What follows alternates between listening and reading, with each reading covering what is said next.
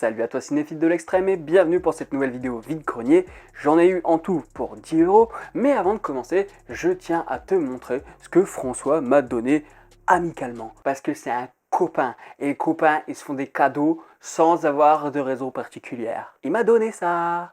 Donc là on a un kaiju avec Rebirth of Mothra. Donc c'est une grosse mythe qui affrontait Godzilla, mais à la base c'était une méchante, mais comme Godzilla ça devient une gentille, et ça redeviendra peut-être une méchante comme d'habitude, hein, n'est-ce pas? Et Injustice sur Xbox 360, donc là je t'apprends rien, hein, c'est tous les personnages de DC qui se tapent sur la gueule, c'est rigolo et le scénario est vraiment cool. Passons à mes achats. Tu commences à le savoir, c'est une règle obligatoire dans mes retours de vide-grenier. J'ai chopé encore un Sylvester Stallone avec Over the Top. Alors c'est une édition assez bizarre, c'est-à-dire que de ce côté-là tu as Over the Top et de l'autre côté tu as Hellbound Down avec Chuck Norris. Alors je t'avoue, je m'en fous de ce film, mais moi je vais Over the Top. Alors c'est une édition belge en fait, c'est des éditeurs belges, c'est les SBVDVD. Donc voilà, je connaissais pas.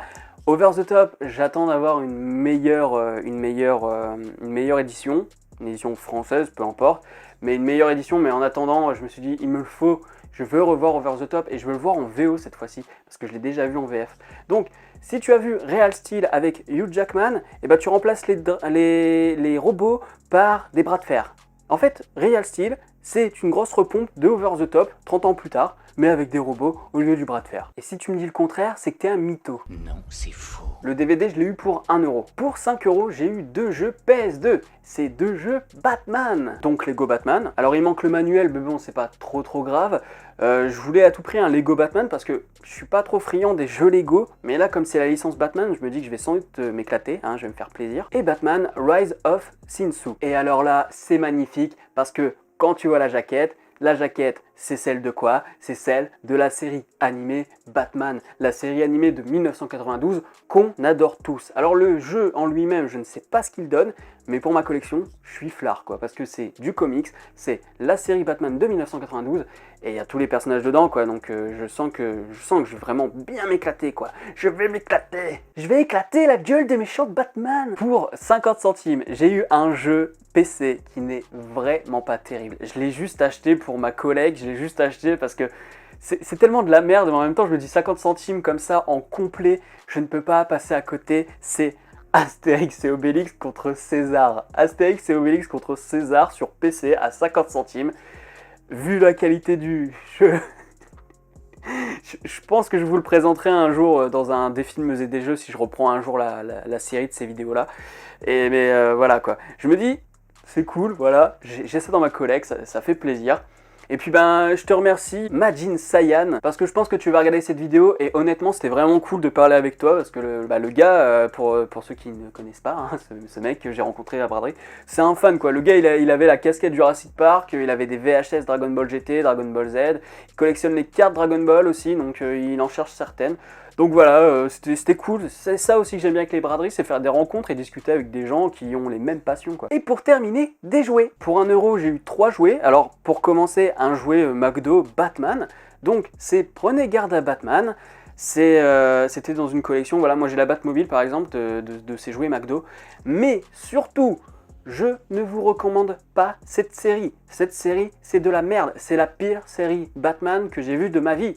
C'est-à-dire que tu regardes le premier épisode, tu dis ok, c'est moyen. Tu regardes le deuxième épisode, tu dis ok, j'arriverai pas jusqu'au bout. Tu regardes le troisième, tu dis va niquer ta mère. C'est vraiment naze. Et la plupart des gens avec qui j'ai discuté de cette série sont d'accord. C'est vraiment naze. Donc ne le regardez pas. Ouais, c'est pas faux. Par contre, j'ai eu une figurine de la série Batman de 1992, avec cette petite figurine Catwoman. Alors j'arrive pas très bien à lire derrière, mais c'est soit une figurine de 1993, soit une figurine de 1998.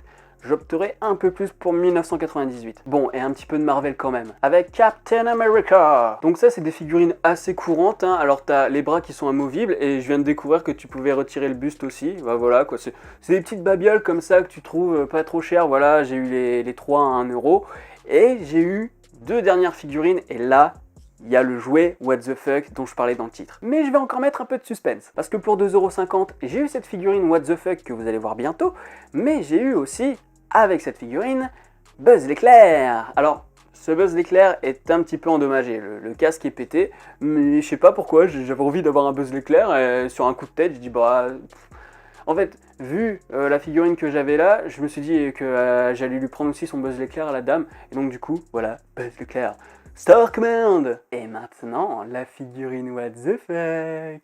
Eh, salut les copains, c'est moi Spider-Man. Cette figurine est complètement what the fuck. Franchement, je l'ai vue au loin, elle pétait tellement, au niveau des couleurs, ça pétait tellement aux yeux. J'ai dit, oh là là, c'est quoi cette figurine? Et je suis allé directement dessus. Alors, certes, il manque certainement un accessoire. Ou deux. Je sais pas exactement, je connais pas du tout cette marque de figurine en fait.